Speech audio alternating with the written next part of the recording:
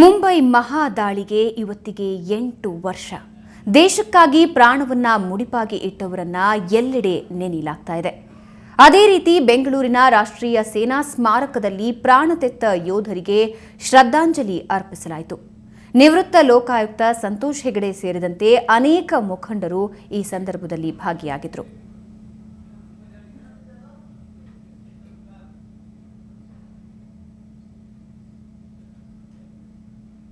ಒಂದು ರೀತಿಯಲ್ಲಿ ಭಾಳ ಮನಸ್ಸಿಗೆ ನೋವಾಗ್ತಾ ಇದೆ.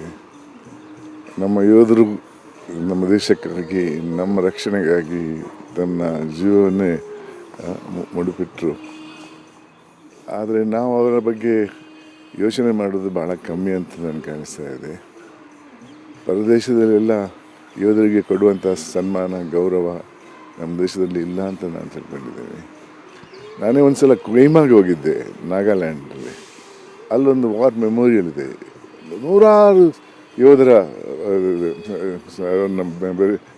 ಅಂತ ಜಾಗದಲ್ಲಿ ಅಲ್ಲೊಂದು ಮಾತಿದೆ, ನಿಮ್ಮ ನಾಳೆಗಾಗಿ ನಮ್ಮ ಇವತ್ತಿನ ಜೀವನ ನಾವು ಕೊಟ್ಟಿವೆ ಅಂತ. ಎಂಥ ಮಾತು! For your tomorrow we sacrificed our today ಅಂತ. ಇವತ್ತು ಕೂಡ ಅದನ್ನು ಬ್ರಿಟಿಷ್ ಸರ್ಕಾರ ಮೇಂಟೈನ್ ಮಾಡ್ತಾ ಇದೆ.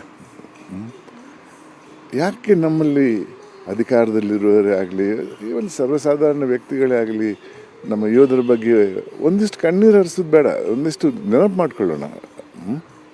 8 ವರ್ಷ ಆಯಿತು. ಇವತ್ತು ಎಷ್ಟು ಜನರಿಗೆ ಗೊತ್ತು, ಎಷ್ಟು ಜನರು ಸತ್ತರು ಅಂತ. ಮಾಧ್ಯಮದವರು ಕೂಡ ರಾಜಕೀಯದ ಬಗ್ಗೆ ಭಾಳಷ್ಟು ಮಾತಾಡ್ತಾರೆ. ಇಂಥ ಒಂದು ವಿಚಾರದಲ್ಲಿ ಭಾಳ ಕಮ್ಮಿ ಮಾತಾಡೋದು.